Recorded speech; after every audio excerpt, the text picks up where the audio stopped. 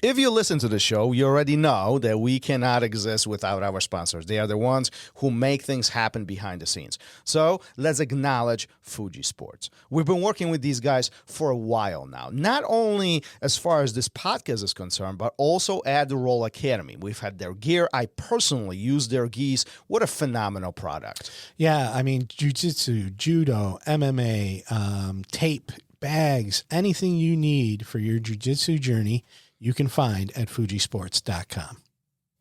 Let's talk RŌL TV.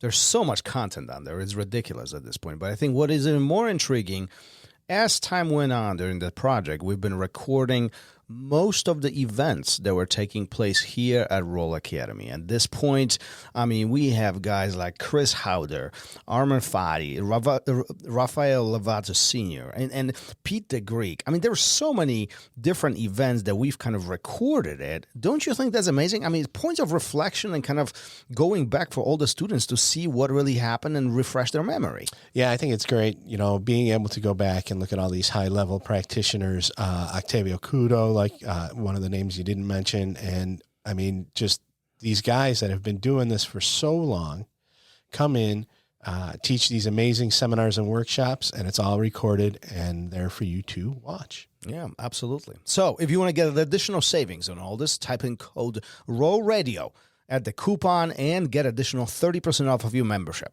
Nice. Go to rolacademy.tv. What's up, everyone, and welcome back. If you haven't already, please remember to hit the like, share, subscribe, download, listen, and whatever other button there is, and leave us a review wherever you do listen. That ensures that we can continue bringing you the great guests and amazing content that you have come to expect. Today's guest was a nationally ranked gymnast, but made a major shift in life, which ended up putting him on the jiu-jitsu path. Mike Currier joins us to discuss overcoming the fear of failure, trusting your instincts, and how he has changed his entire life for his journey. Here's the RŌL Radio with gymnast, jiu-jitsu black belt under Michael Chapman, and former coach at the famous Camp Woodward, Michael Currier.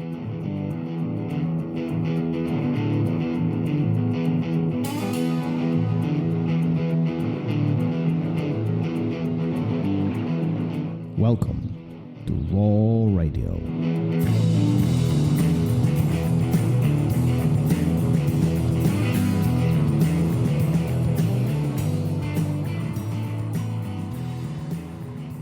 And we are live. Yeah, here we go. Once again. Yep. Happy birthday. Oh, thanks. It's official. It's over. Yeah. It's over. Yeah. Like you're like 75 or 85 or something. Sometimes I feel like it, but no, still in the middle, or just branching into the middle 50s. So, you know, You're like you're paving the path for me. You know, like am I'm looking at you, and like in the future, you know, like you're my reference point. So if an old sack of shit like him could do it, I can do it too. just remain amazing. That's all I'm gonna say. Just remain amazing. That's what I'm here for. Mike, welcome to the show. Thanks for hanging out with us. And first of all, what in the world are you doing in Germany? What's going on in Germany? You know, I had a pretty normal grappling life, and I had a peaceful home in Arizona with my family, and then I met this man named Christian Graugert, and he really changed the whole trajectory of my life. I mean, I literally had never left North America, and then in July of 2021, I made my first trip to Germany, and October of this year, or I guess of last year, I moved here permanently. Mhm. But in that 2-year span, I made 21 trips to Europe. So basically, I was here every month. Every month. Yeah, it was wild. Wait a minute. Wait, hold on, because it like I knew some of this, but Yeah. a trip to Europe every month. Now, Yeah. first of all, that's a freaking painful flight. Okay, so like I'm originally from Poland, so I'm right across the border. Okay, like my family is, and so it's what were we looking at 9 to 11 hours, right? Yeah, I mean, if I get lucky, I catch a nonstop from Phoenix to Frankfurt, which is 10 hours and 40 minutes. Yeah. You know, but more often than not, it's a layover in Philadelphia, which means 5-hour flight to Philly and then 9-hour flight to Frankfurt. So, you know, usually whether I'm going to Europe or home back to Arizona, I'm usually awake for about 30 hours. I don't sleep while I'm playing, and so it's a long trip. You're a nutcase. You know that. Yeah, I mean, Well, not anymore. He moved. it ended up being, in 2023, I took 96 flights. Jeez. Well, you racking up those miles like crazy, Yeah. huh? That's where it's at, though, right? I mean, you Yeah. get the business class Yeah. upgrades, you get the bed in the front of the Yeah. plane, you're traveling like a king. It's nice. Oh, is that what it is? Travel like a Yeah. king. I mean, There you that's go. always the goal, right? The problem is you get lucky, you get the you get the bed in the front of the plane a couple times, and then you get sent back to coach with the plebes, and you feel like you're dying back there. So You got cheated on, right? it's miserable. Yeah. But Well, but that's not no longer the case. Living in Europe, quite different, isn't it? yeah, I mean, I grew up in Detroit, which is crazy. Detroit is like super German. Uh, didn't even realize the amount of German culture we had in the Midwest of the U.S. And um, yeah, but I mean, it's still different. I mean, I've lived kind of all over the U.S. I grew up in the Midwest. I lived in Philadelphia. I lived in Orlando. Lived in San Francisco. I lived in Portland, Oregon, and then Arizona most recently. And I just never really felt like I was at home anywhere. And so my parents will tell you when I was 5 years old, I would have told them I was going to die in Europe. Like I just felt like I wanted to be here. I love architecture and art and history. And yeah, I mean, this is the place to be for me. Wait a minute. So, was this somewhere deep inside as a part of your life goal, or this is? Would you view this as a subset of coincidences, and just so it happens that you had this opportunity? I mean, it's tough to say it's this like manifestation, but it's hard to Yeah. deny it. I think that again, I mean, my whole life I said I'm dying in France, I'm dying in Europe, and this was always my dream to be here. And the way that it happened was so unique in that, um, I don't use Facebook, but I have a Facebook page because I own a gym, and you have to have the business accounts Yeah. and Yeah. yada yada. I And know. so, uh, We suffer with that too. yeah, and so I randomly looked at Facebook, and a guy named Jay Pages, who owns a giant gym in Arizona, he had shared or he made a post saying that there was a jiu-jitsu camp at his gym, and they were still looking for instructors or something like this. And I had never heard of the Globetrotters before. And so I jump on Google, I find the website, I sent Christian an email saying, hey, this is my resume. I would love to coach for free. Just let me hang out and coach. And Christian replied back to me within a day, and he said, no, thank you. And he said, we only hire from within. And to me, that was the best thing he possibly could have said. I mean, I saw so much integrity from that statement of, I don't care what you've done. I don't care what you've accomplished. I don't know you personally, and my group is is my family, And I'm not sure what happened behind the closed doors, but at some point in 2010, I think it was, my professor stayed on Christian's couch in Denmark. So they had this connection, and I think they spoke behind the wall of Facebook, and I got an email from Christian. He said, "Hey, how about you hop on Messenger and we chat for 30 minutes?" I said, okay, fine. And we talked about life and nothing particular. And he said, okay, you're in. And so I went to my first camp, which was at home. It was in Arizona. It was a 30-minute drive for me. And honestly, I thought it was a terrible camp from my perspective because I had just been in Cancun for combat jiu-jitsu for EBI. I got my face pounded in, and I had most of my face super glued together. Like, I'm not even kidding. My eye was completely swelled shut. And so Combat Worlds was on Sunday in Cancun. Camp started Monday. And then the Friday, the last day of camp, I had to fly to Portland, Oregon for Submission Underground.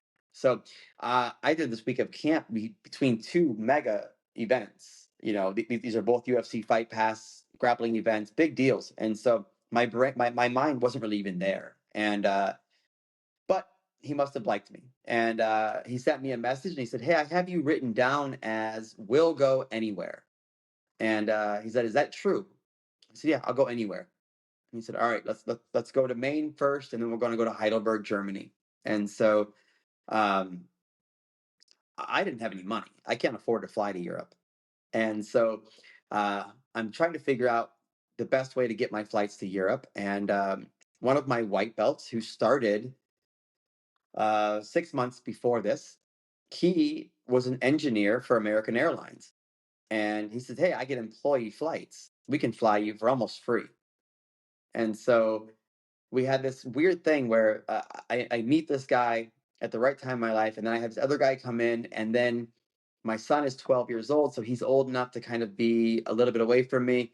And yeah, it was weird. It was like the whole universe kind of came together at the right moment and allowed me to start traveling. And I was immediately hooked. So hold on, pause for a second, because I'm listening to your story, and like I have a hard time wrapping my mind about this. Yeah. It appears to me as you are either the luckiest cat in the world, or like some, I don't know, the universe comes together to I don't know, pave the path for you. Have you ever like sat down and really reflected on this? The amount of things that took place in that period of time really to make things happen the way how they did? I mean, absolutely. I'm doing it every day. I mean, it's been this odd reoccurring theme in my life, where I've just been given opportunities that I feel like I personally don't deserve, and been forced to kind of rise to the occasion. And it's happened time and time again. And what's funny is I would tell you I'm not good at relationships. I'm not good at making friends. I'm not good at connecting with people.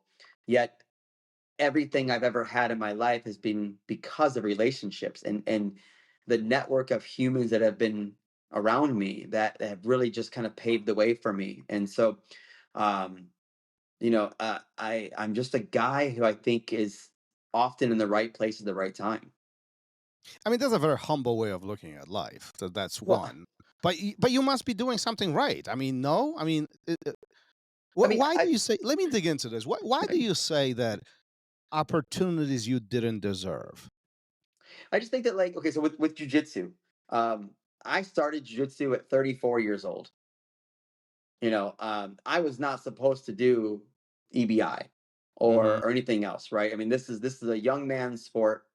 Um, you know, I I I took this very seriously. I've never really had a job. I've always been an athlete my whole life. I was an acrobat in the circus and all kinds of weird Yeah, we'll stuff. talk about that because Yeah, yeah, of as I course. was getting ready for this, it's mind blowing to me. Yeah, yeah. Everything that you've done in your life. But I think that, like, you know, jujitsu really was the culmination of my life skills, right? Like, um, I was coaching gymnastics from a young age. I was a very good high level gymnastics. I was a wrestler. I was an acrobat. You put these things together, and you get this kind of concoction that is I can teach and do jujitsu. And so, um, I bought my first gym after about a year of training. I was a new blue belt, and we were renting space from a taekwondo gym. And I said, you know what, we should buy a building, and I don't have any money. And so one of the guys who was my training partner, he's a purple belt. He was 72 years old and a well-off guy. He says, "Hey, I'll partner with you." He's like, "I'll pay for it if you do the work." So he bought me my first gym. And so um, these are this weird thing, right? Where you're given the opportunities, but I still had to become good at jujitsu, right? You can't go to Yeah. EBI and just not perform, right? You can't be given an academy and then have it just succeed. I mean, so there's just an immense amount of work that goes on. Anybody can be given opportunities, and we see this all the time. But I think that you have to really respect that you are blessed with these opportunities, and then take advantage of them and push yourself to not make it worthless, So I can say I'm humble and say that, I've been given these chances that I don't deserve. But the work was done to make me wrong, I guess, and say, okay, I am worthy of these things. Yeah. Yeah, I'm processing. There's so much. But We talked about so much already. It's crazy. I know. And I'm trying to really slow down because your story is truly fascinating. I mean, just the fact that, you picked up, let's go back to the whole Germany thing, right? Yeah, So yeah. you fly back and forth for what, 2 years, right? Is that 2 correct? years. Yeah, 2.5 years 3 years. about. Okay. Yeah. Okay. So, okay, quite some time. You're going back and Yeah. forth almost a monthly basis, right? So that's Mhm. that's pretty taxing on you as an individual. I mean, there's a Yeah, lot of yeah, travel, a lot of miles. And then you decide to move. yeah. And what made you? That's not an easy decision. It can't be. I don't believe it. It, No, it no. has to. There's layers to all of this. I mean, everybody says, "Oh, I would move here in a heartbeat," but when a push comes to shove, picking up your entire life and moving overseas, it's not so simple, right? I mean, even if we talk about cultural changes and just Yeah, the way how life unfolds in Europe is very different than what we are used to here in US. Am I yeah. wrong on that? No, absolutely. Yeah. But I think that, and what's crazy is the little things that you don't see as a tourist. Like there's all kinds of little things that are different that you don't think about when Mhm. you're here on vacation or you're just here visiting, even Yeah. when you're here 21 times in 2 years. What's So what's one little thing that you've noticed that you were like, "What the?" honestly, like just with a lot of things, I feel like I'm a child. I mean, like my toilet in my apartment was running. It had a leak on the floor. I don't know how a German toilet works. It doesn't look like an American toilet, right? So Mhm. like, man, it's funny, but these are the moments where you're like, I would never call someone to fix I can do this. Yeah. I've installed toilets before, and so, and then like, my car just broke down. I bought a car here, it broke down. Germany does not exist on Sundays, and it broke Oh, down on a right. Yeah. Sunday. It broke down a Sunday That's night. Europe. I think that's entire Yeah. Poland's the same thing. Everything freaking closed on Sunday. And so I'm sitting on the side of the road. It is like, it was, I think, 3 degrees Celsius. So it's like 35 degrees. Mhm. It's 9:30 at night on a Sunday, and my car's broken on the side of the road in the middle of nowhere. I was in Forsheim, which is like 400 kilometers from where I live. And I think, what Jesus. do I do? I don't know how to call I don't know if I call a tow truck. I don't speak German, so like, what do you do? So these are the moments where you're like, you don't experience that when you're on vacation. Then you get here and you're like, I don't know how to do anything, and Mhm. that's the overwhelming part. Like for me, the move is easy. It's the little battles that happen that are just things you would never think are irritating, but they just are. So that's hard. Let's talk jiu-jitsu in Germany. Yeah. What's the first thing that you note? And obviously, you've traveled there several times, so as time goes on over those 2 years of Mhm. travel plus now, you're noticing things, you adapting, as far as teaching and training and so on. But what's the one of the biggest things that you notice as far as differences are where you are today and where you came from, in a previous life, quote unquote. Yeah, yeah, yeah. I think that the biggest change I see is Preet Mickelson has a massive impact on European grappling. Even if people don't know his name. He's a guy, his big thing is defensive jiu-jitsu. And he's a guy that we didn't get along for a long time. I thought his philosophy was absolutely terrible. I hated everything about him. Now we're close. It's funny. But the first thing I noticed was the defensive structure of grappling was way stronger than the defense in the United States. I felt like in the U.S., grappling is more aggressive and it's more offensive. And I found that even a lot of white belts here were having very good sound defense. And even if they couldn't give me a tough round, they made me work for submissions. So that was the big first thing was learning who Preet was and seeing how much he's influenced this culture here. Why do you think that happens? I mean, that's a huge. if you think of it as a core, a foundation of what we learn, right? You mentioned white belts. You have to earn it essentially, right? Like Yeah, yeah, it, that's a foundation of what really truly what jiu-jitsu is, right? I mean, yeah, yeah. having these defensive layers and not allowing your partner to penetrate them easily fundamentally changes the focus how one thinks. And now you're talking about everybody kind of going in that direction.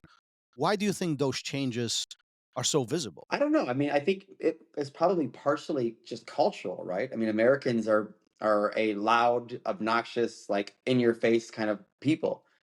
I think that Is that I what we mean, are? Oh Yeah, shit! that's Damn. us. listen, I'll tell you, there's nothing worse than running into an American at a restaurant in Germany because you're like, oh God, this guy is going to talk so loud and he's going to. Augustine. No, no, but I mean, Wait. So are you one of those people who are like, oh, no, I'm doing this. no, Yeah, no, no, no. no, no. Yes, yes. Uh, they're gonna, it's just, I think that, it's not a bad thing. It's just who we are as Americans. We're louder. I think we're a little bit more in Yeah. your face. Um, Germany's more defensive. They're kind of not quite sheltered, but they're just definitely just a little bit flatter in their emotions. And, but not like the Polish who are just, Oh, thanks. This is really what I wanted to take this no, no, conversation. no. But so I think that when you look at like that there's a clear cultural divide, right, between between the Western culture in America and then the European culture, and then the relative age of grappling is younger in Europe, right? It's a newer sport. You're still seeing tons of luta livre here, and I think that the timing of it all just kind of lent itself to a different style, and it just kind of evolved in a different direction. I mean, we forget that 5, 6 years ago, people were still basically shitting on watching YouTube for instructionals, right? Like when I was a white belt, my coach was like, Yeah. "Don't look to the internet." Like, so we were living in a more Yeah. sheltered community where we had this bubble of America and this bubble of Europe kind of coexisting, but like growing independently. And so, who knows? But I mean, that's kind of what I'm seeing after living here. Well, it probably the simple fact that, as you mentioned, the jiu-jitsu in Europe is much younger from an Sure. existence perspective than what we experience in US. And likely that on its own allows the new development, if you will. Like they see what's happening there. That doesn't mean that that's what we have to do. Let's try different things. And I think in some ways, when we are doing something for a very long time, we are kind of stuck in Yeah. our own ways. Even though I think experimentation and evolution all takes place, we are still kind of stuck Yeah, in for our own sure. ways. You know what I mean? So it's the cultural impact that takes place on sport and the art of Yeah, yeah, jiu-jitsu for essentially, sure. right? 100%. I think that, what's odd to me is just that, if I look at just overall size, Europe is smaller than the US or very close. I know that Hmm. Germany is a little bit bigger than the state of Arizona. So um, our density of jiu-jitsu is so crazy in the US. I mean, in Phoenix, I can go to 30 gyms within 30 minutes of my house. Or Portland, Oregon was a massive, massive scene. I mean, this goes back to, the Team Quest days where it was the foundation of MMA out Hmm. there, and so Yeah. where I'm in Germany, I'm in a very populous state, where we have many big cities nearby and we have a lot of gyms, but I still go to a lot of gyms that have a blue belt running the academy or 20 Mhm. members or 10 guys, and I've gone to gyms who've never seen a black belt before. And so that's crazy in the US. I mean, my gym in Arizona, we founded the gym in 2018. We had about 100 members. My town in Arizona was 18,000 people.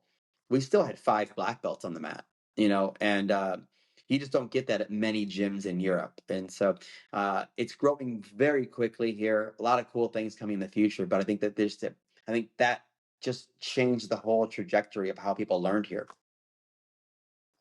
Yeah, no, definitely. I mean, it's the ability to have the resources is the key of the evolution, right? So by having some of these guys not having the opportunities to having the higher belts, or even forget about ranking, just somebody who is like more experienced, who's seen things, who's been on the mat, who can talk more realistic scenarios and share the experiences, not having that makes it very difficult, right? Because then you lean on the one-sided education, which would be videos or books or whatever the case might be, right? Or experimentation on your own. So the guidance is well, a little bit more rocky, if you will, more obstacles, right?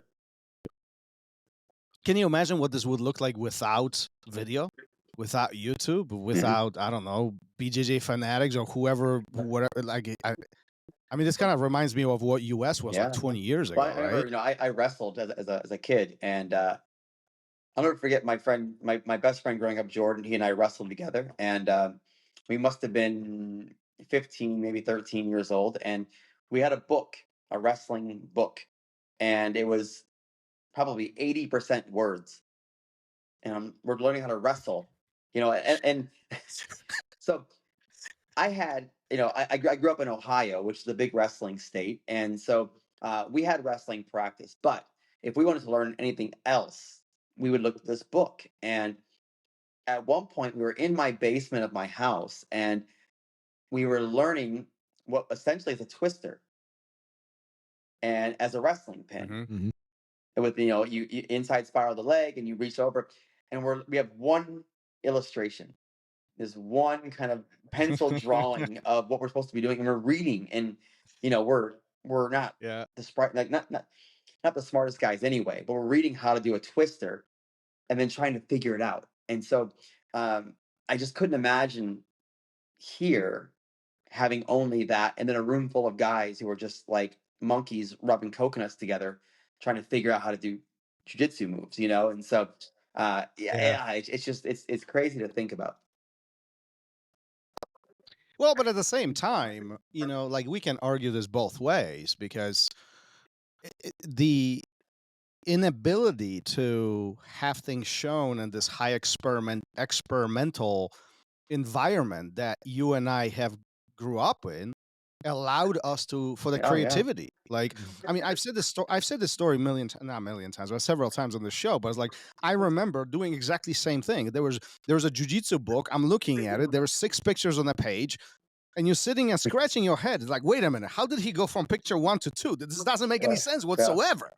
And the worst is if they don't match. If it doesn't match, like I did that for judo, and I was like, no, that's not his right foot. It's It reminds me of like, I would like, I was I got deep into rock climbing for a while, and I had a rock climbing book. And you ever try to like tie a knot based off of pictures, and you're like, wait, picture one, it's like, and then picture two. I rock climb too. Yeah. It's crazy. So but I think if you look at guys like Eddie Bravo, who kind of ignored what everyone else was doing, and got super creative, and guys like Jeff Glover, who Jeff Glover was like the first guy. I mean, and this is crazy. Jeff Glover had a match against Bill Cooper at a tournament in Japan. They were in the finals together. They were good friends, teammates. They put on a great match. Mm-hmm. I found this match in 2014 on YouTube. Without that match, I would have quit grappling on that year without a doubt. I watched that. Are you talking about the No. ADCC? This was a it was a Japanese tournament. I forget what it was called, but it's one of my favorite matches. I still watch it probably 2, 3 times a year. It's super flowy, and they're doing weird things, and Jeff obviously is a weird guy, and so but I'm 140 pounds. I was trying to be a wrestler in jiu-jitsu, which wrestling does not work outside of your weight class.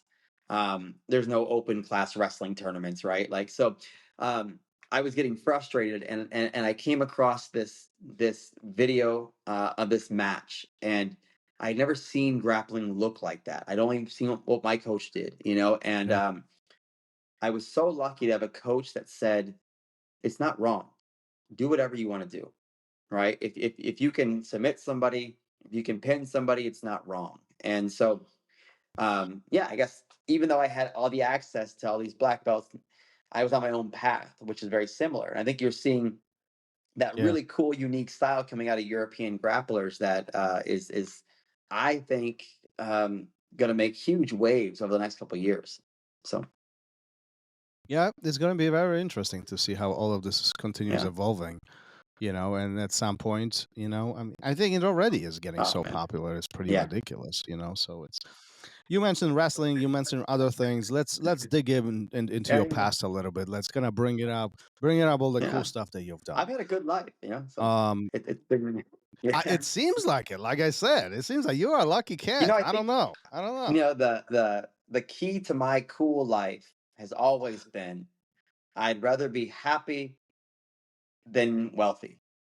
And so I made huge sacrifices to never work a 9 to 5.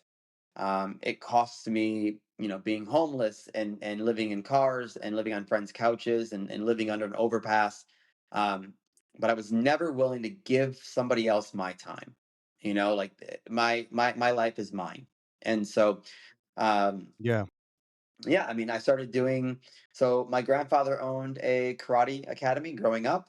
So my first martial art was karate because I How started old? Kenpo karate around 3 years old.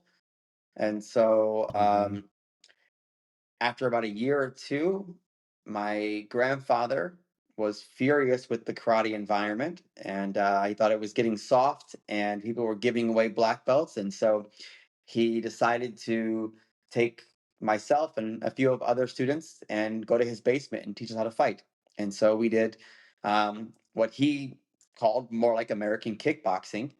And we were throwing with heavy shins and not throwing with feet. And so that was going well. I was having fun in karate, and then I decided that karate wasn't enough. I should be a ninja, and so Oh, um, well, Oh, yeah, yes. We all get to that and so, point. and so in my mind, karate plus gymnastics was ninja, and so I picked up. Did you see the movie? Did you ever see the movie Oh yes, Gymkata? yes. It was so Was that your he did another inspiration? movie that was fantastic actually. But yeah, that was the quite the era of film.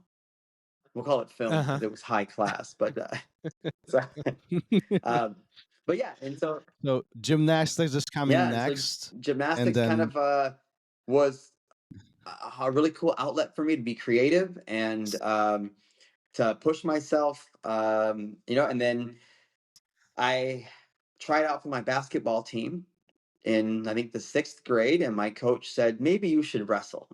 I was a small guy, and wait a minute. Was there a particular event that took place, we or went to, like? so this is early 90s, and so we had tryouts for the basketball team, and I tried out for the basketball team, and I thought I was quite good, and he pulled me into his office and he said maybe you should wrestle. And Yeah, but this is not for you. and so yeah, wrestling was great for me. And then coming from gymnastics, men's gymnastics requires so much strength that I was just Yeah. ragdolling anybody that was in my weight class in wrestling. I was never the most technical guy on the mats, but I was just, most of the guys I was wrestling, they would wrestle for the season and that's it.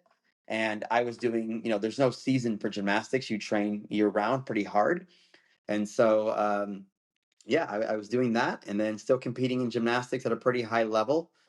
And my Yeah, I mean, what I've read, you were actually pretty good yeah, I at mean, it. I was nationally ranked, and I was doing really well. Yeah.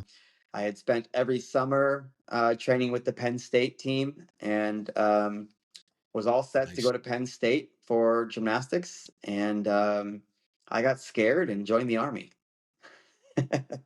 And so I Why? think that Penn State is a Big Ten school, and I had spent my But you joined army. yeah, I was just I You went. I mean, these are like two that extremes that that's who I almost. am though. And so I went by myself to the recruiter, and I went home and told my mom, and she was devastated. I mean, she thought for sure I was destined for a good school and all this stuff. And I ran away from the challenge. What? Hold on a second. Hold on. Let's Yeah. dig into this, No, if please. you don't mind. You have an opportunity to do gymnastics at Penn State. What's going through your mind? I mean, this appears as a very impulsive decision. You just when you signed up for service and you're done. You Yeah. came back I home. mean, Why? I don't know. I think that, like I said, part of it was fear, just the fear of could I do it? Fear of Could I what? do it academically? Could I do it physically? It's Okay. academically was just a big stressful moment for me where, Yeah. I'd always been a bright dude, but I didn't like to work hard. And so I watched the guys who I knew from the team who were fantastic athletes or they were fantastic students. And um, a lot of them struggled to do both. And so I think the fear of failure in my mind was greater than the fear of joining the army. So it was I find this really intriguing. I gotta tell you, Mike. Like, I see what you're saying, but at the same time, this comes from the guy who picked up his life and moved to so Germany. if I go, so it's kind of a funny analogy, but growing up and doing like doing martial arts and doing gymnastics and gymnastics kind of turned into stunt and like circus work and like acrobat stuff. But what it came down to is in gymnastics, I have to be able to look at something and know immediately if I can do it or if I can't. The risk of failure in gymnastics is pretty bad, right? Like if you attempt a technique and you land wrong, you can die, right? There's high consequences. It's one of the few sports in the world where getting better gets scarier, right?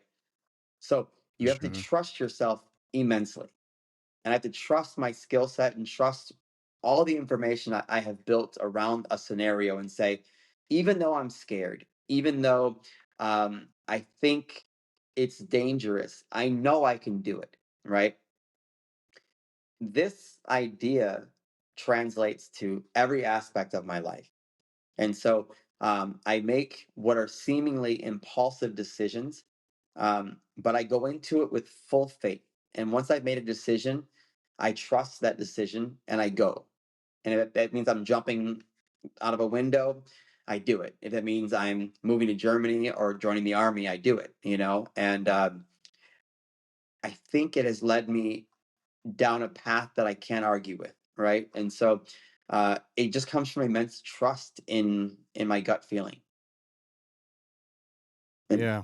I mean, so many people miss actually that, and or they don't have that ability, and they keep questioning themselves. So, I mean, that comes, I suppose, with a high risk at the same time, high reward, well, right? yeah, I I mean, mean, that's of kind course, of people who tell the line just end up yeah, stagnating, and so Yeah. yeah, Well, yeah.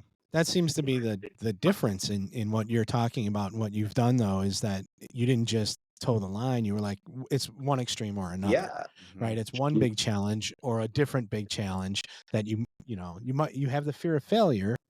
So instead of just going home, you're like, no, I'm going to take this big yeah, chance yep. It instead. just seemed like it was like at Um, the time it was the right thing to do.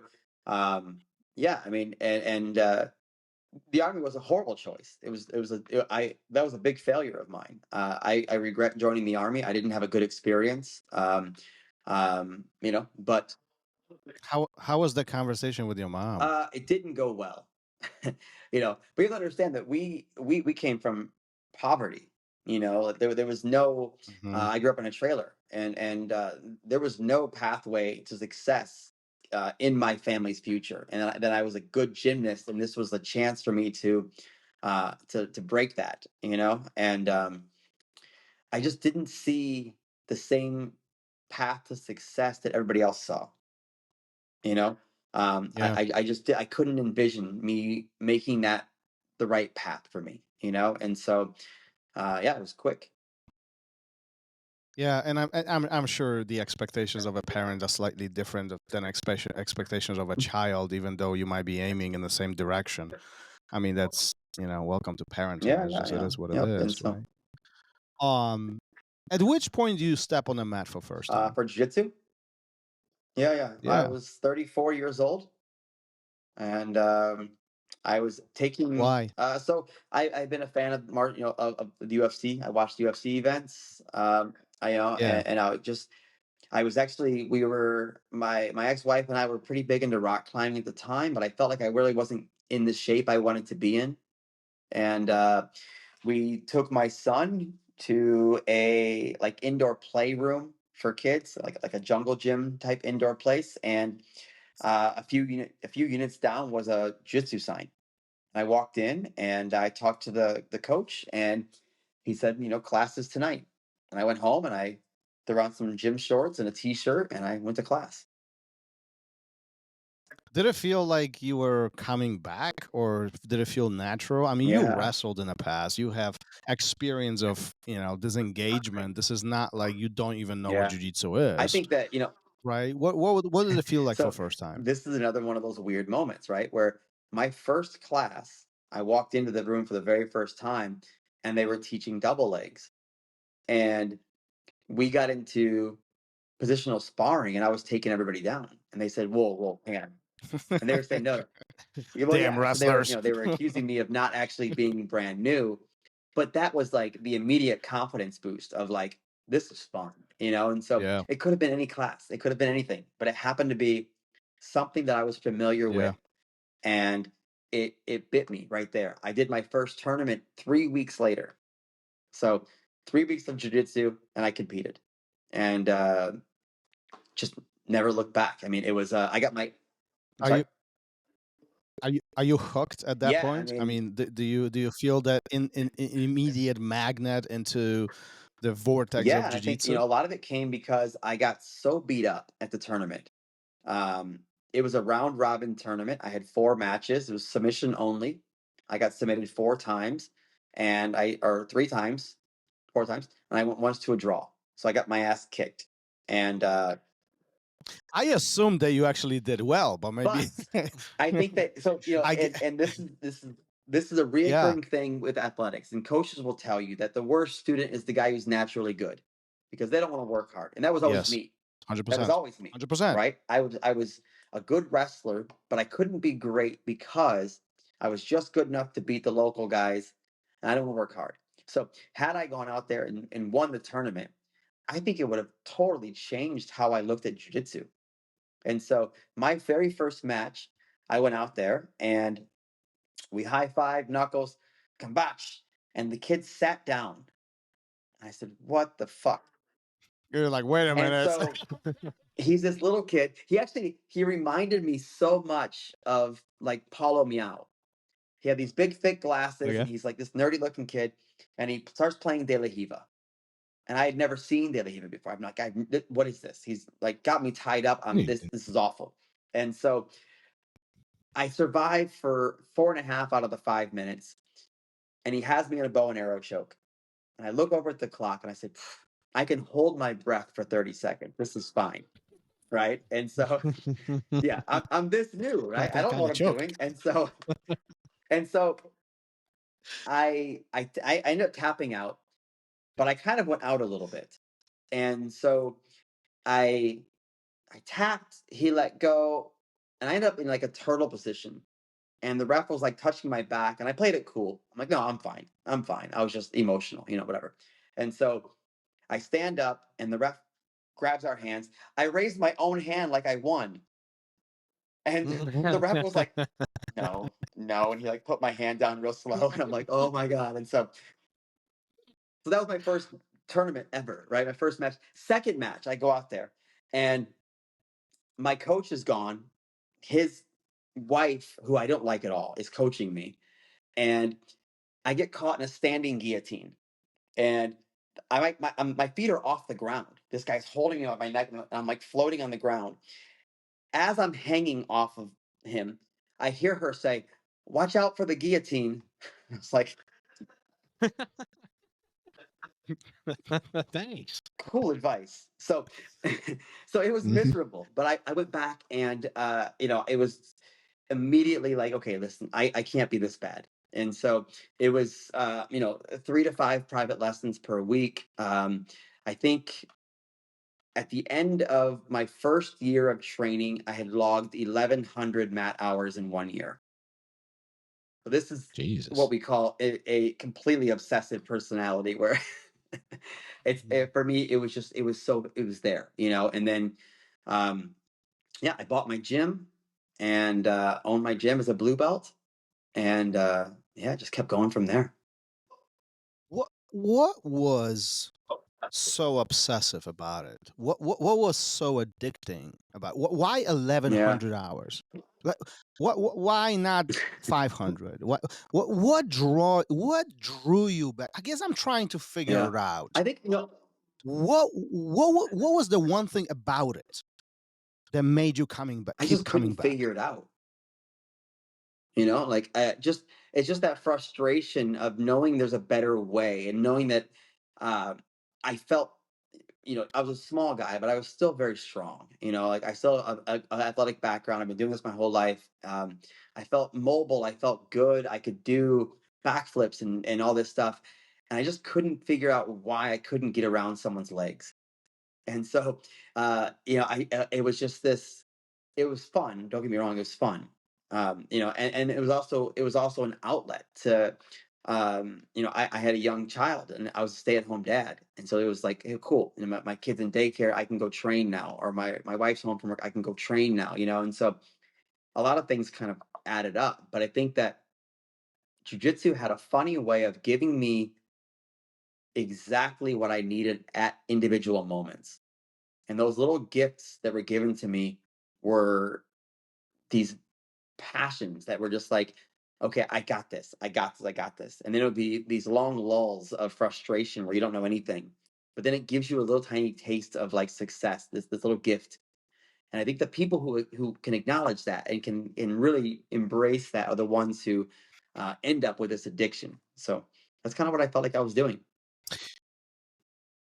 The fascinating part behind all of this is that what you're describing, this seeking, the hunger and trying to figure stuff out, and not being able to do it, and the repetitive failure points as they continue. I mean, everybody experienced Sure. something like this in a variety of different levels, but I think everybody goes through this. What separates those who stick around versus those who don't is that ability to push Yeah. through this, right? Some call it grit, others call it, determination, or however you want to, Yeah. whatever you want to label it. But what pushed you over those Yeah. humps? That's what I'm trying to figure out. Because listen, I'll tell you, 95% people, they would say, Yeah. "Fuck this." It just like why in the world I'm spending money for privates? Why am I getting beat up? This doesn't make any sense whatsoever. There are other things that I could be doing by far easier and more Yeah. satisfying. I think that, like, I mean, obviously it goes back to something in my personality, right? I mean, everything I've done has been pain. I mean, uh, I mean, I don't think people Yeah. understand how awfully scary and painful gymnastics is.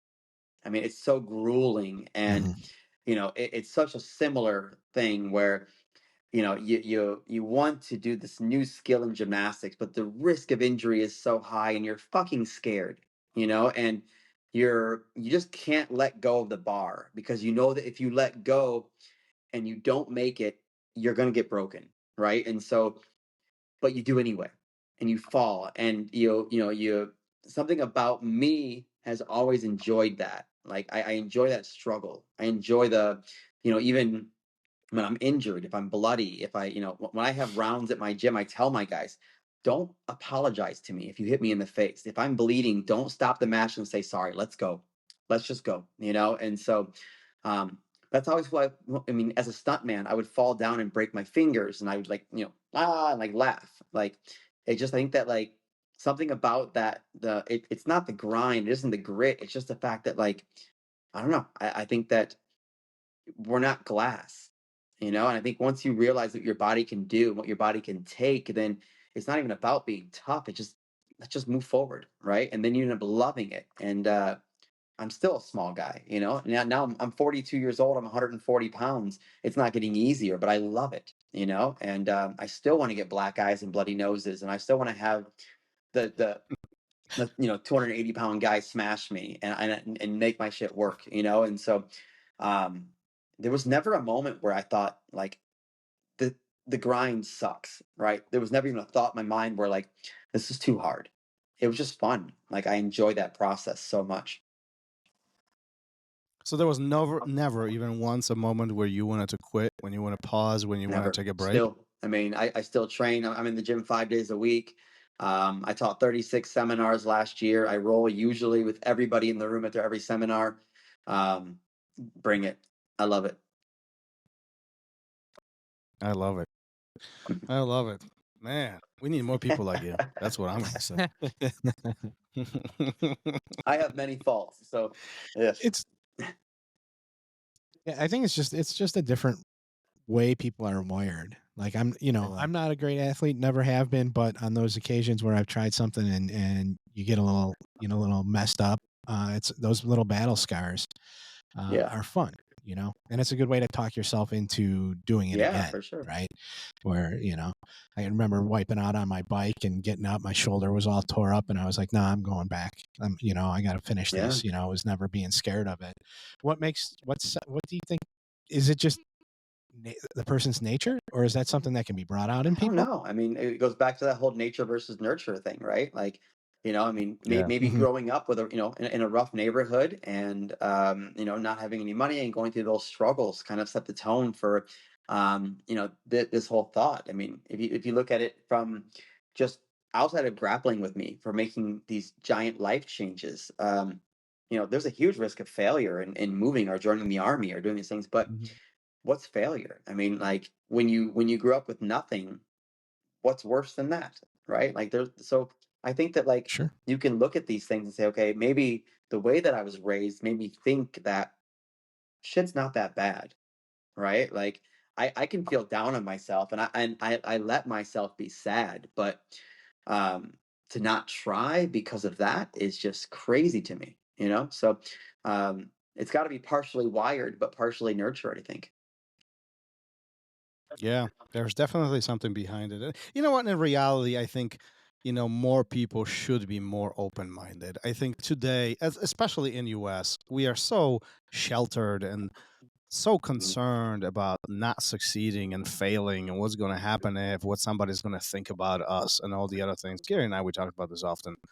I often think that life is just too short not to take some risks and just enjoy yourself. Why wouldn't you? I mean, what's the worst that's going to happen? I mean, you can tap and you do it again, right? I mean, and that's kind of where I was with my move to Germany, right? And so, we mentioned it briefly, but the reality was, I had worked hard and I'd gotten to a part where my life was really good on paper. My wife was a doctor, and we made great money. I had Rolexes and the cars and a nice house with a pool in the backyard. And I owned a gym. I've never had a job. I had a very, very comfortable life. And I traveled a bunch and I realized that I wasn't as happy as I told myself I was.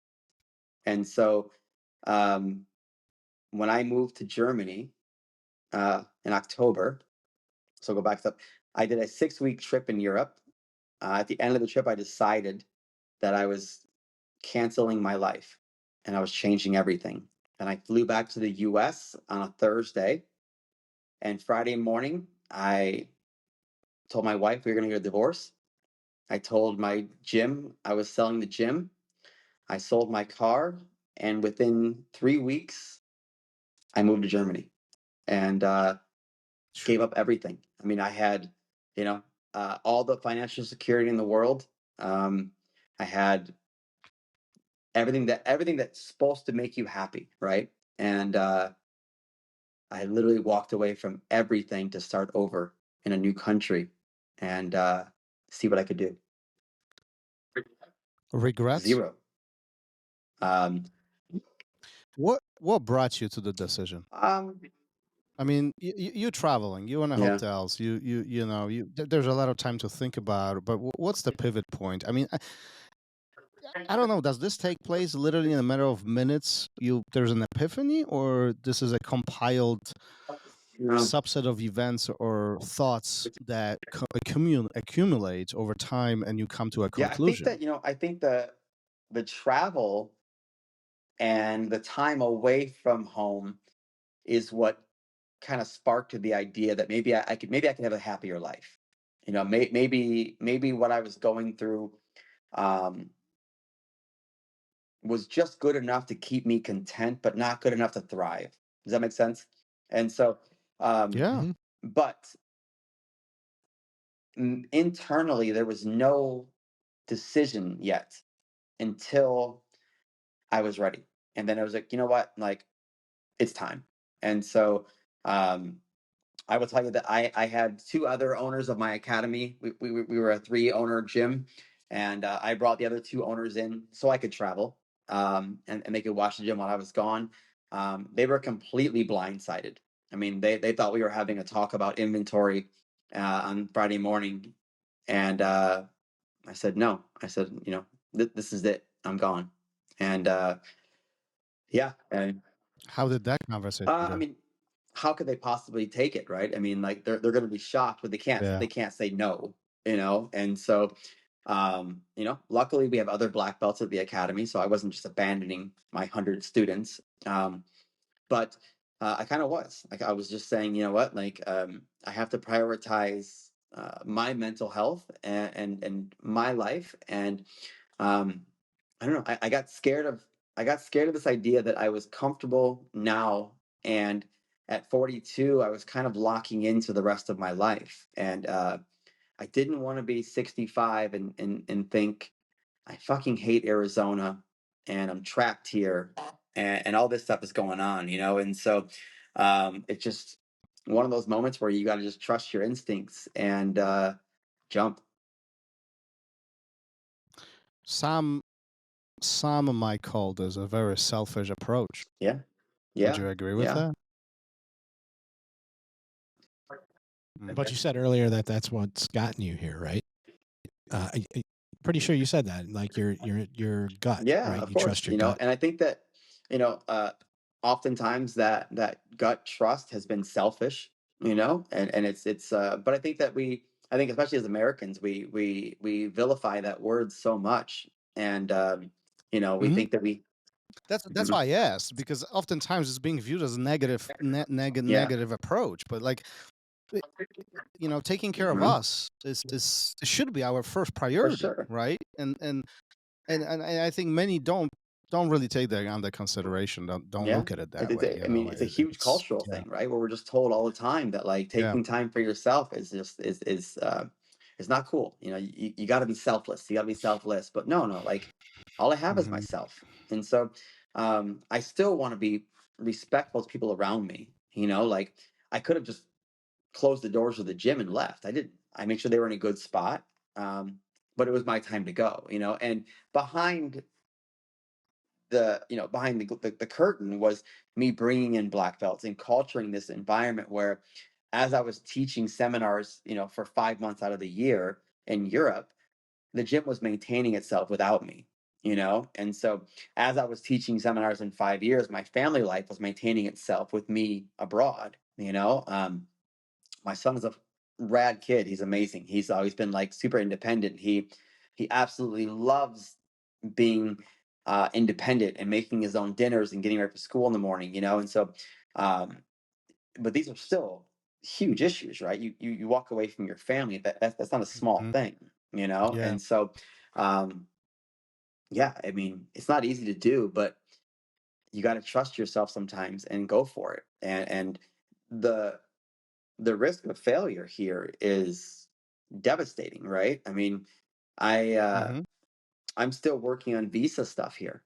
If I don't get a visa here, I have to go back to the US, Um, I wouldn't say I burned bridges, but I'm also not in a great spot to go hang out with my ex-wife and train at my gym that I left, And so um these are big choices in life that you got to go for, or you don't have to go for. I think most people don't do that because the risk of failure is higher than the risk of reward in their mind. But I just didn't see it that way. Yeah. No, there's no doubt that what you are doing is taking care of you. I mean, you're looking at this from a perspective, life is too short and I really have to make some actions here. And you're right, the risk is Mhm. high. I mean, I can't imagine some of those tough Mhm. conversations if things don't go according to plan. At the same time, right, looking at both sides of all of this, if things do go Mhm. according to your plan, the reward, Okay. is going to be pretty And I sweet. already have the rewards. I Pretty mean, sweet. it's funny. I live in Duisburg, which is real funny story. I was flying into Germany from Iceland last year, and I go through immigration, and the German immigration officer, he asked me where I was staying in Germany, and I said I'm staying in Duisburg, and he went, "Why?" Because it's like the worst city. They called it like Germany's Detroit. Like it's awful. It's gross. No, you're back It's home. it's not that bad. Detroit's way worse, but it's grimy and it's dirty. And I live in a very small apartment. Um, I have a terrible kitchen. My washer and dryer does not really dry clothes at all. The clothes probably smell bad when they come out. Um, I bought a car that was 3,000 euro that broke down in 2 months, and now I'm buying another 2,000 euro car. Um, on paper, all that stuff sounds miserable, but I'm so happy. And like, um, and that's the reward, right? Like I'm here and I feel at home here, and the people here are great. And I have a great girl here that I'm living with, and she's fantastic. And it doesn't look good, but it's fantastic, right? And at the end of the day, I don't care what you think of my living situation. I care what I feel, right? And that's something that most people can't do. They can't look outside the bubble and feel comfortable knowing that they're living in a way that isn't okay with most people. So Beauty is in the eye for of the sure, beholder. I mean, that's the bottom absolutely. line. No, who cares what other people think as long as Yeah. you love it? I mean, Mm. that's a big part of what we have to deal with. Especially in this country, we're always so worried about other people Oh thinking right man, things about us. We don't do right things for no. ourselves, and it is unfortunate. Listen, good for you. I mean, good for you. These are amazing things. I hope everything goes according to plan. I'm pulling for you, and we'll be sitting watching from sidelines as you create this brand new life for yourself. Good for you. Listen, before we start Mhm. wrapping this up, what we do at the end of every episode is we have a question from you from our Okay. previous guest. However, he did not know who will be answering Ah, the question. okay, So think about it. He asked the question okay. completely in blind. He knew it was going to be a jiu-jitsu guy that we'll be talking to, but I had no clue it's going to be you. Gary's going to take a lead on this, but it always creates a interesting end to the conversation. And he's pretty popular too. So Yeah, he's been around a little bit. Brian Glick was the last guest, and he wants to know what is the relationship in the class environment between cooperation and competition? Oh, so this is big for me, right? We often do these cooperative combative drills where at any given moment I will call out cooperative or combative, and we kind of change tempo based off of that, right? And then on top of that, Cool. going into every single class, I will always tell the students this is either a combative day or a cooperative day, right? Meaning like we are going to compete and we're going to go hard and we're going to not care if I'm a black belt with a white belt, I'm smashing him for 5 minutes, right? And we get our own training and we train hard. We go after everything. And then we have other days where we have to help everybody in the room, right? And I want that purple belt to grab the new guy and show him how to shrimp. And as a coach, I feel the same way, right? Like I have both of my feet tattooed. I mentioned earlier the 72-year-old man who helped me buy my first gym. He is now a 76-year-old black belt, and so my right foot has him as an angel, and it says teach, and then the left foot has him as a devil, and it says smash. And I think teaching and smashing, right? That's kind of the two sides of the coach, right? Like, I think that I should feel totally comfortable letting my white belt submit me and making them work, but not just pulling side control, but like let them work. Be intelligent enough to make them think they're being successful in a way that's productive for them, Mhm. but I can also lay the hammer down, right? And give it to them. And so I think that when I'm looking at, for instance, if I'm looking at a brown belt in my academy who's getting close to his black belt, I want to see that they can accomplish that goal, right? That they can separate those two tasks, and they can train with the other belts that way. So there should be a clear divide, but they're both imperative, like, to our training, right? Does that make sense? Oh yeah, no, absolutely. Why do you think so many don't see it that way?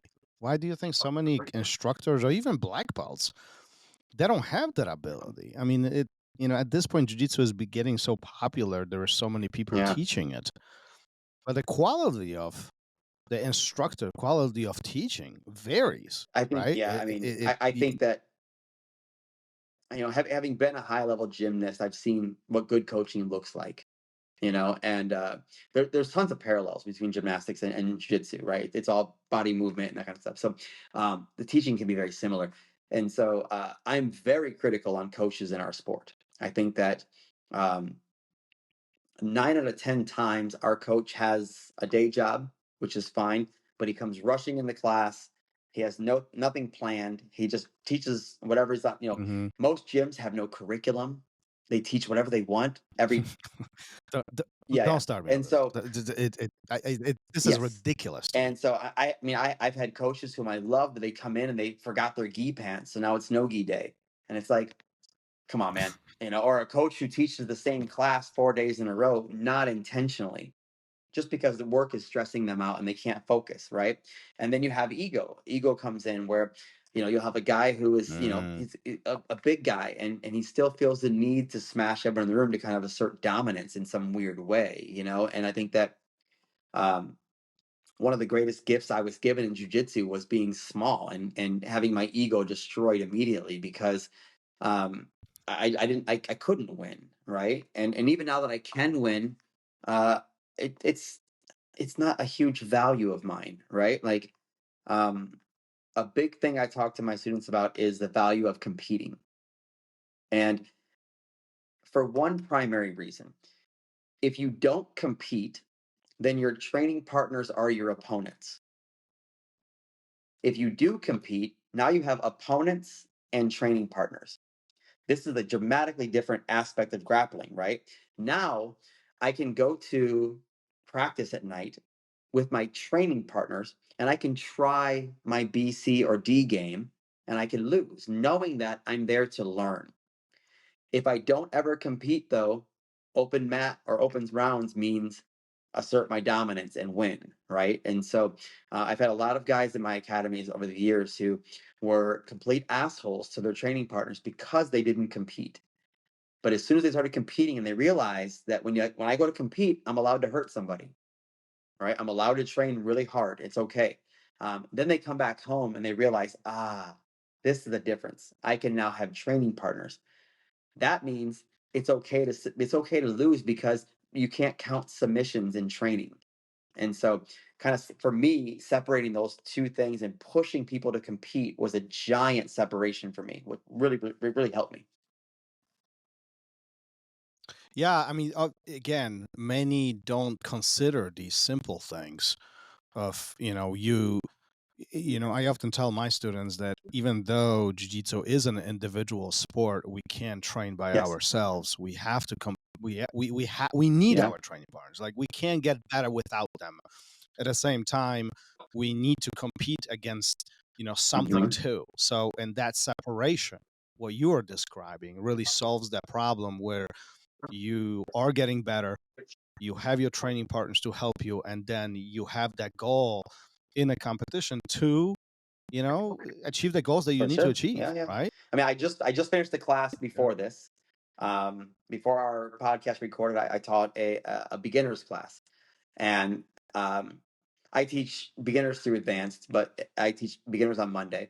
I always have the same block of instruction across all my classes, usually for 4 to 6 weeks. And we're covering leg locks today, or this whole 6-week block is leg locks. So I have a room of 25 white belts, and we're doing ankle locks. And so I want to have them spar from ankle locks. And so we have them start in kind of like a seated butterfly guard, and they have ankle control. And their goal is to get into ashigarami and finish the ankle lock. These drills can be a high injury drill, right? No different than me starting off in spiderweb with an arm bar and drilling EBI overtime, right? Like when you're in a submission and you're drilling these like very fast paced moments, the injury can go higher. But I've told everyone for, the last 8-9 years of teaching, especially with leg locks, but all submissions, if I have my training partner in a submission and I really feel like I could break them and they can't escape, I would much rather allow them to escape and have them think that they genuinely escaped than to hurt somebody, right? And on top of that, I feel no obligation to tell them that I let them go. We just keep rolling. And if they believe they escape, doesn't matter.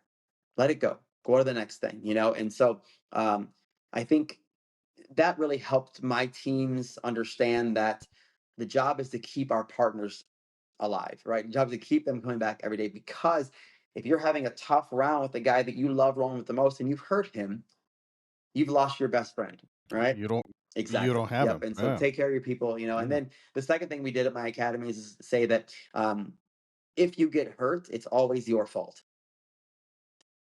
And the only exception is if I tap out and you don't let go, then it's not my fault. But if you're trying to do a knee slice pass and you knee me in the face and break my nose, that's my fault, right? My first job in grappling is keep myself safe. And so even though we both should be managing that, if I put the ownership on injury on myself, then I keep myself safe. I prioritize safe, healthy rolls. And so, for me, those two concepts really elevated the level of my rooms. Yeah, and definitely. I mean, there is a lot of truth behind what you're saying, and really the cohesiveness of the team and how the room is being managed really sets the ground for a successful path for all of these students, right? And this is where, on top of that, you can, layer the quality of your instruction and curriculums and other things. But without our training partners, I mean, we tried this during pandemic with dummies for some, and how did that work out? I mean. Not cool. By the way, I do have by the way, just so you know, I have a very embarrassing video of Gary dancing with the dummy while he was teaching kids. I'm not deleting. Oh yeah. Oh yes. Oh, I have it. We had a little. I had a roulette wheel because I was trying so hard to keep these kids happy. And there was, I don't remember what was on the wheel, but there was something about dancing. And there was they could pick what the coach was going to do, and they made me dance with the training. That's awesome. Good for you. So and I was there. I had to do it, right? And I was there to capture it. I mean, my favorite jiu-jitsu moment from the pandemic was there's two. I just shared a picture of me doing weigh-ins for the EBI overtime tournament. So Eddie Bravo did the EBI OT, which was just overtime. No, it was a crazy tournament, but we had to weigh in wearing masks and then go fight, which was hilarious. And then, but then even better than that, Submission Underground. We're in the cage. It's a cage event, and Dave Hagen, who's the referee, says, "Hey, you can't shake hands and you can't high five knuckles. You got to touch elbows." And so we walked to the middle of the cage and we touched elbows and then grappled. And it was like, yeah. What? That's insane. Literally just touched elbows. No matter where you fall. Yeah. It was wild. No matter where you fall on the spectrum of COVID rules and regulations, that one is ridiculous. You know what? And once again, I'm going to say, as much as we can bitch about pandemic, there are some good things that came out of it. It's like stories like this. It's just it keeps us entertaining, It was a wild world. It was crazy traveling. I mean, most of my travels happened during the pandemic, and so it was wild. But yeah. Oh yeah, you're right. You're Yep. right. Because that's like 3 Mhm. years ago. It was Yeah. the best time to travel. Ah. Oh yeah, because you had it playing for Yeah, that's yourself. Oh, I Oh, mean, mean, those those are freaking traveled. That's why you are getting So upgraded. Look those at you. 777s, the American Airlines 777s held 272 passengers. Um, the one flight I got on had 250 empty seats. 20 people Holy on the plane. shit. I have photographs. How is it even possible that the plane took Yeah. off? So Like, and that doesn't make any so sense. Who my paid for so this? my friend who works for American tells me that if they don't make that same route every time, they can lose that route. So Mhm. they have to make it even if no one's on the Oh, plane. yes. And so, yeah, but it's Yes. cool. I have a photograph of me. I went to the Louvre in Paris, and there was no one there. I was alone, and I'm walking through the That's Louvre, and crazy. there's nobody there. Like it's eerie. It's like there was just the world was empty. It was amazing. I loved it. Yeah, Yeah. Yeah. I heard that Europe was a very interesting it place was. during that Yeah, time. yeah. Yeah. So, Yeah. but we Yeah. all got through it. Here we are. Hey, listen, here we are, right? I mean, listen, we can bitch and whine about things that happen to us, or we can draw positive Yeah. conclusions from it. And you know, like it I is what think it most is. It's 3 years behind us. And I actually think that we are in a better place than we Yeah, were yeah. because of Yeah, it. I Like think most it, people are it laughing and sharing cool stories from it. You know, I think that yeah, it was a terrible time. yeah, People died. I'm not taking away from that, but I yeah, think that like all yes, of humanity, generations have terrible things that happen. You know, and um, we didn't have World War II that we can't laugh about, right? We had the pandemic that we have interesting, quirky stories. And obviously, I've got a yeah, photograph of my grandfather looking at my grandmother through the nursing home window, and she died alone. He couldn't be with her, yeah, right? Jeez. They were yeah, yeah, 65 years married, and she died 10 feet from him in a room he couldn't go in. And so terrible things yeah. happened. But we also can look at it and say, this is, we have these quirky, funny stories, and humans are very resilient, and we have a good way of remembering the funny parts and moving on. So weird times, but it was just part of life, you know. Yeah, for sure. And speaking of resilient people, I mean, man, my head gloves are off to you. When I was getting ready for this, I was reading about you. I knew this is going to be a good conversation, but damn, We covered a dude, lot. like, oh yeah. I mean, your life is just, it's. I wouldn't call it crazy, but it's man, you doing your thing, and good Thank for you. Yeah, you. Good I for do. you. If anybody wants to Yeah, reach yeah. out to you, if anybody wants to connect with you, find you, we have everybody listening all around the world. Where are you? Where are you accessible on social media? Where we can get a Best hold place of is you? always Instagram. Instagram has been my hub forever. It's really the only thing I use. I've got a YouTube channel, but I don't really post on that. It's pretty half-assed. But Instagram, I post a lot. I probably get 50, 60 messages every day. I reply to every single person. People send me videos. They ask me questions. I try to be super engaging, and it's just at Michael Currier BJJ on Instagram. But I love engaging with my followers, and yeah, I try to post cool stuff from my life and some jiu-jitsu content, and yeah. Well, good for you. Good for you. Thanks for hanging out with us. Thanks for sharing your life, your stories, and some of those life lessons that it seems like there was quite few of them in your life, and I appreciate it, Gary. Yeah, absolutely. Thanks for your openness about Yeah, that yeah. life, the training, and the instruction there at the end. I really appreciate it. So thanks for hanging out with us for what seemed like 20 minutes, I but know. it was an hour and 20. So Yeah, I can talk. I'm that's sorry. cool. No, that's oh no, we love trust it. me. We We've love been it. here with people Yeah, who no, can't. I think I was quiet today. All right, let's wrap this up for today, Mike. Thanks for hanging out with us. Thanks for sharing your story, and we'll be Thanks, seeing you guys. soon. Thank you for listening to RŌL Radio. If you enjoyed the show, don't forget to leave us a review and help us make the show even more amazing. For future episodes, check out our website and follow us on all major podcast platforms. Take care.